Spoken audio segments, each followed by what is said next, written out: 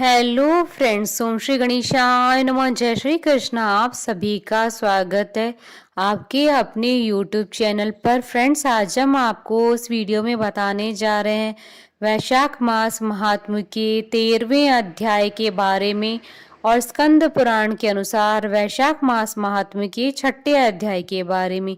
Friends, video शुरू करने से पहले आपसे रिक्वेस्ट है, अगर आप हमारे चैनल पर नए हैं और आपने अभी तक चैनल को सब्सक्राइब नहीं किया है तो प्लीज सब्सक्राइब कीजिएगा चैनल को, साथ ही प्रेस कीजिएगा बेल आइकन को, जिससे नए वीडियो से रिलेटेड नोटिफिकेशन आपको तुरंत प्राप्त हो सके। और वीडियो पसंद आने पर वीडियो को लाइक और शेयर जरूर कीजिएगा ताकि सभी भक्तों को इस वीडियो का लाभ प्राप्त हो सके। और कमेंट बॉक्स में जय श्री कृष्ण जरूर लिखिएगा। वैशाख मास महात्म सब प्रकार के विघ्नों का नाश करने वाले तथा सारी सृष्टि का पालन करने वाले श्री गणेश जी तथा ज्ञान की दाता श्री सरस्वती जी तथा सब पुराणों के कर्ता श्री व्यास जी तथा श्री गुरुदेव जी के चरण कमलों में नमस्कार करके भगवान की श्रद्धा और भक्ति रस में डूबे हुए वैशाख मास महात्म्य की कथा कहती हूँ।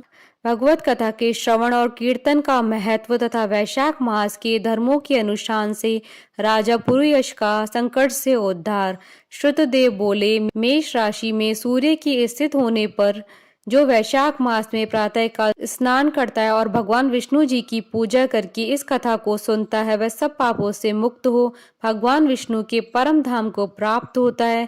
इस विषय में एक प्राचीन इतिहास कहते हैं, जो सब पापों का नाशक, पवित्र, कारक, धर्मानुकूल, वंदनीय और पुरातन है। गोदावरी के तट पर शुभ ब्रह्मेश्वर क्षेत्र में महर्षि दुर्वासा के 2 शिष्य रहते थे, जो परमहंस ब्रह्मनिष्ठ उपनिषद विद्या में परिनिष्ठित और इच्छा रही थे। वे भिक्षा मात्र भोजन करते और पुण्यमय जीवन बिताते वे गुफा में निवास करते थे। उनमें से एक का नाम था सत्यनिष्ठ और दूसरे का नाम तपोनिष्ठ। वे इन्हीं नामों से तीनों लोकों में विख्यात थे। सत्यनिष्ठ सदा भगवान विष्णु की कथा में तत्पर रहते थे। जब कोई श्रोता अथवा वक्ता न होता तब वे अपने नृत्य कर्म किया करते थे। यदि कोई श्रोता उपस्थित होता तो उसे निरंतर वे भगवत कथा सुनाते, और यदि कोई कथावाचक भगवान विष्णु की कल्याणमयी पवित्र कथा कहता तो वे अपने सब कर्मों को समेटकर श्रवण में तत्पर हो उस कथा को सुनने लगते थे। वे अत्यंत दूर के तीर्थों और देव मंदिरों को छोड़कर तथा कथा विरोधी कर्मों का परित्याग करके भगवान की दिव्य कथा सुनते और श्रोताओं को स्वयं भी सुनाते थे। कथा समाप्त होने पर सत्यनिष्ठ अपना शेष कार्य पूरा करते। कथा सुनने वाले पुरुष को जन्म मृत्यु में संसार बंधन की प्राप्ति नहीं होती, उसके अंतःकरण की शुद्धि होती है। भगवान विष्णु में जो अनुराग की कमी है वह दूर हो जाती है और उनके प्रति गाढ़ अनुराग होता है। साथ ही साधु पुरुष के प्रति सौहार्द बढ़ता है। रजोगुण रहित गुणातीत परमात्मा शीघ्र ही हृदय में स्थित हो जाते हैं। श्रवण से ज्ञान पाकर मनुष्य भगवत चिंतन में समर्थ होता है। श्रवण, ध्यान और मनन यह वेदों में अनेक प्रकार से बताया गया है। जब भगवान विष्णु की कथा न होती हो और जहाँ साधु पुरुष न रहते हो, वह स्थान साक्षात गंगा तटी क्यों न हो, निसंदेह त्याग देने योग्य है। जिस देश में तुलसी नहीं है अथवा भगवान विष्णु का मंदिर नहीं है, ऐसा स्थान निवास करने योग्य नहीं है। यह निश्चय करके मुनिवर सत्यनिष्ठ सदा भगवान विष्णु की कथा और चिंतन में संलग्न रहते थे। दुर्वासा का दूसरा शिष्य तपोनिष्ठ दुराग्रह पूर्वक कर्म में तत्पर रहता था। वह भगवान की कथा छोड़कर अपना कर्म पूरा करने के लिए इधर उधर हट जाता था। कथा की अवहेलना से उसे बड़ा कष्ट उठाना पड़ा। अंतोगत्वा कथा परायण सत्यनिष्ठ ने ही उसका संकट से उद्धार किया। जहाँ लोगों के पाप नाश करने वाली भगवान विष्णु की पवित्र कथा होती है, वहाँ सब तीर्थ और अनेक प्रकार के क्षेत्र स्थित रहते हैं। जहाँ विष्णु कथा रूपी पुण्यमयी नदी बहती रहती है, उस देश में निवास करने वालों की मुक्ति उनके हाथ में ही है। पूर्व काल में पांचाल देश में पुरुयशा नामक एक राजा थे, जो पुण्यशील एवं बुद्धिमान राजा भूरियशा के पुत्र थे। पिता के मरने पर पुरुयशा राज सिंहासन पर बैठे। वे धर्म की अभिलाषा रखने वाले, शूरता, उदारता आदि गुणों से संपन्न और धनुर्वेद में प्रवीण थे। उन महामती नरेश ने अपने धर्म के अनुसार पृथ्वी का पालन किया। कुछ काल के पश्चात राजा का धन नष्ट हो गया। हाथी और घोड़े बड़े बड़े रोगों से पीड़ित होकर मर गए। उनके राज्य में ऐसा भारी अकाल पड़ा जो मनुष्यों का अत्यंत विनाश करने वाला था। पांचाल नरेश राजा पुरुयशा को निर्बल जानकर उनके शत्रुओं ने आक्रमण किया और युद्ध में उनको जीत लिया। तदंतर पराजित हुए राजा ने अपनी पत्नी शिखिरनी के साथ पर्वत की कंदरा में प्रवेश किया। साथ में दासी और आदि सेवकगण भी थे। इस प्रकार छिपे रहकर राजा मन ही मन विचार करने लगी कि मेरी ये अवस्था क्यों हो गई। मैं जन्म और कर्म से शुद्ध हूँ और माता और पिता के हित में तत्पर रहा हूँ। गुरु भक्त उद्धार, ब्राह्मणों का सेवक, धर्मपरायण, सब प्राणियों के प्रति दयालु, देव पूजक और जितेंद्रिय भी हूँ। फिर किस कर्म से मुझे यह विशेष दुख देने वाली दरिद्रता प्राप्त हुई? किस कर्म से मेरी पराजय हुई और किस कर्म के फलस्वरूप मुझे यह वनवास मिला है? इस प्रकार चिंता से व्याकुल होकर राजा ने खिन्न चित्त से अपने सर्वज्ञ गुरु मुनि श्रेष्ठ याज और उपयाज का स्मरण किया। राजा के आह्वान करने पर दोनों बुद्धिमान मुनीश्वर वहां आए।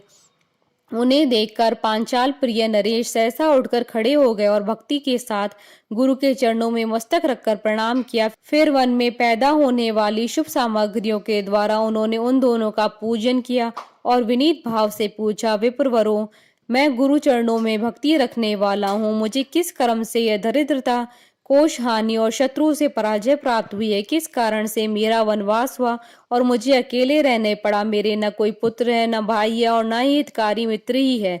मेरे द्वारा सुरक्षित राज्य में यह बड़ा भारी अकाल कैसे पड़ गया? ये सब बातें विस्तार पूर्वक मुझे बताइए। राजा के इस प्रकार पूछने पर वे दोनों मुनि श्रेष्ठ को इस प्रकार बोले, राजन, तुम पहले के 10 जन्मों तक महापापी व्याध रहे हो।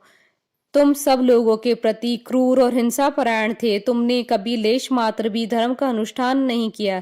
इंद्रिय संयम तथा मनोनिग्रह का तुम में सर्वथा अभाव था। तुम्हारी जिह्वा किसी भी प्रकार भगवान विष्णु के नाम नहीं लेती थी। तुम्हारा चित्त गोविंद के चारु चरणाविंदों के चिंतन नहीं करता था और तुमने कभी मस्तक नवाकर परमात्मा को प्रणाम नहीं किया। इस प्रकार दुरात्मा व्याध का जीवन व्यतीत करते हुए तुम्हारे 9 जन्म पूरे हो गए। 10वां जन्म प्राप्त होने पर तुम सह पर्वत पर पुनः व्याध हुए और वहां सब लोगों के प्रति क्रूरता करना ही तुम्हारा स्वभाव था।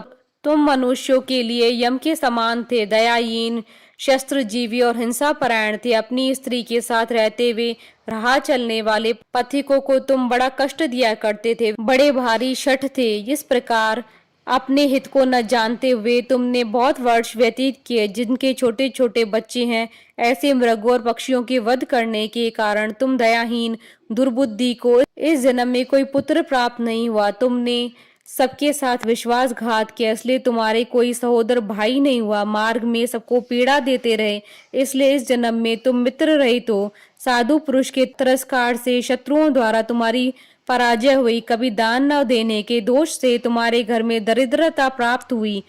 तुमने दूसरों के ओर सदा उद्वेग में डाला, इसलिए तुम्हें दुस्सह वनवास मिला। सबके अप्रिय होने के कारण तुम्हें असहाय दुख मिला है। तुम्हारे क्रूर कर्मों के फल से ही इस जन्म में मिला हुआ राज्य भी छिन गया। वैशाख मास की गर्मी में तुमने स्वार्थवश एक दिन एक ऋषि को दूर से तालाब बता दिया था और हवा के लिए पलाश का एक सूखा पत्ता दे दिया था। बस जीवन में इस एक ही पुण्य के कारण तुम्हारा यह जन्म परम पवित्र राजवंश में हुआ। अब यदि तुम सुख, राज्य, धन धान्य आदि संपत्ति, स्वर्ग और मोक्ष चाहते हो अथवा सायुज्य एवं श्री हरि के पद की अभिलाषा रखते हो तो वैशाख मास के धर्मों का पालन करो, इससे सब प्रकार के सुख पाओगे। इस समय वैशाख मास चल रहा है।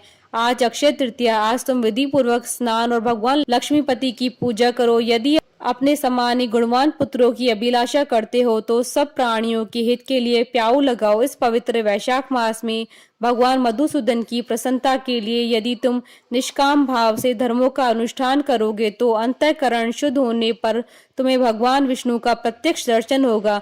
यूं कहकर राजा की अनुमति लेकर उनके दोनों ब्राह्मण पुरोहित याज और उपयाज जैसे आए थे वैसे चले गए। उनसे उपदेश पाकर महाराज पुरुयाश ने वैशाख मास के संपूर्ण धर्मों का श्रद्धा पूर्वक पालन किया और भगवान मधुसूदन की आराधना की। इससे उनका प्रभाव बढ़ गया और बंधु बांधव उनसे आकर मिल गए।